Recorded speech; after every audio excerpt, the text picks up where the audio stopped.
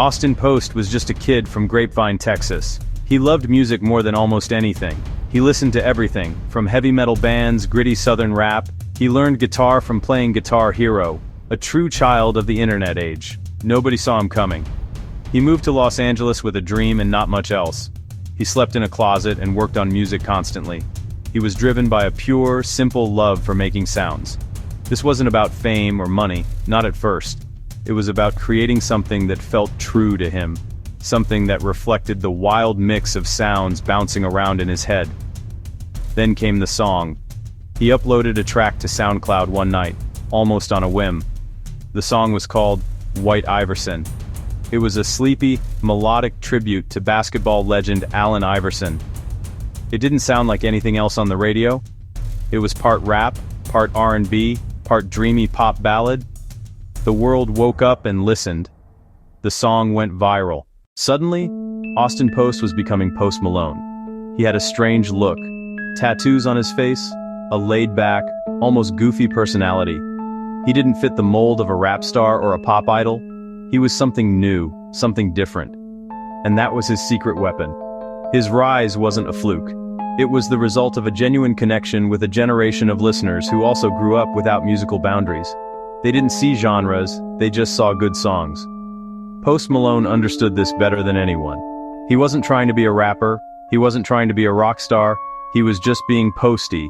This authenticity, this come-as-you-are attitude, was magnetic.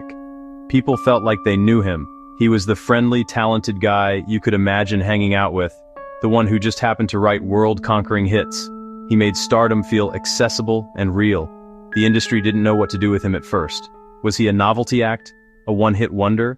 What makes a Post Malone song sound like a Post Malone song? It's the blend, the secret sauce.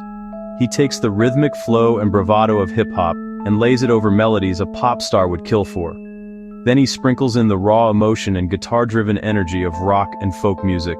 It's a musical cocktail that shouldn't work, but somehow does. He sings with a signature warble in his voice, a vibrato that sounds both melancholy and hopeful at the same time.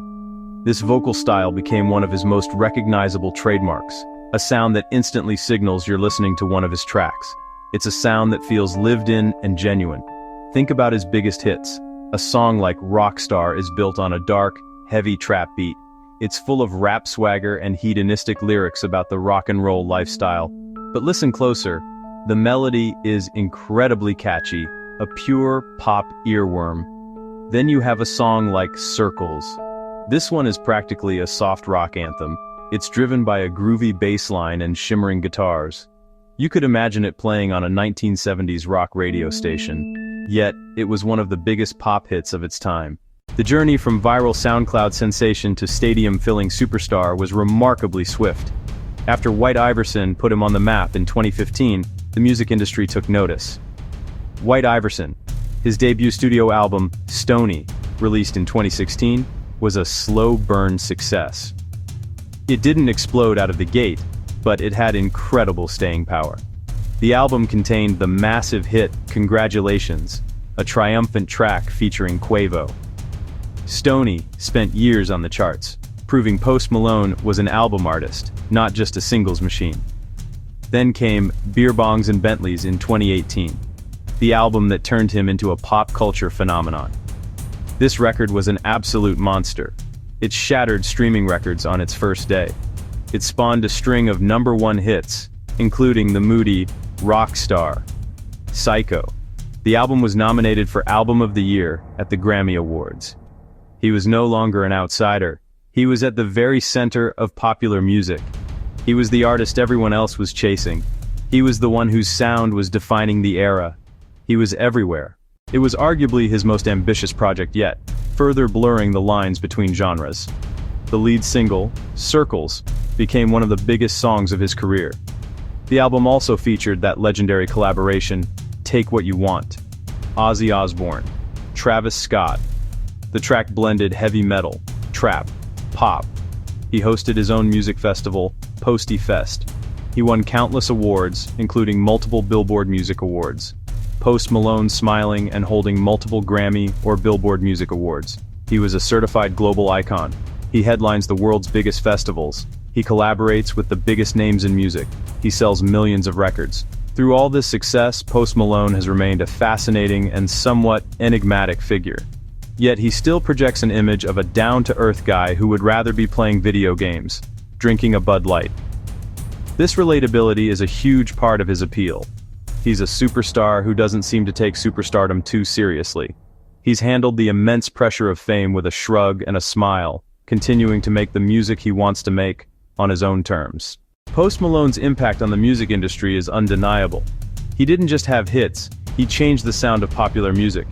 Before him, the lines between rap, pop, rock, artists were expected to stay in their lane. Post Malone smashed those barriers. He showed a new generation of artists that they didn't have to choose. They could be rappers who sing, pop stars who love heavy metal, rock stars who use hip-hop beats. He created a new playbook, one that is now being used by countless up-and-coming musicians, who mix and match genres with freedom and confidence. His influence can be heard everywhere, melodic flows of rappers who now prioritize singing as much as rhyming, emo-tinged lyrics and trap beats of pop singers. Artists like Juice WRLD, The Kid Laroi, and many others built their careers in the space Post Malone helped carve out. He normalized vulnerability in a genre often defined by toughness.